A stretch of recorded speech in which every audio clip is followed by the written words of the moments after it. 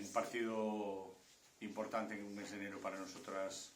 complicado, porque se nos juntan exámenes con una serie de partidos donde tenemos que dar el mejor nivel posible para intentar llegar al tramo final con la permanencia muy consolidada y enfrente un rival, yo digo, de la clase noble de la Liga, que además seguro que viene muy obligado a ganar porque necesitan victorias para compensar un poquito la primera vuelta, que yo entiendo que estuvieron un poquito por debajo de sus posibilidades, y con algunas jugadoras de extraordinario nivel. Mejoran mucho ahora en la dirección con Ramasco, una jugadora excepcional como Juana Molina, y dentro del buen nivel del equipo, jugadoras como Laura, como Koskimis, como Tulonin, Cotano, equipo muy poderoso y de mucho nivel. Pero nosotras en casa siempre competimos muy bien y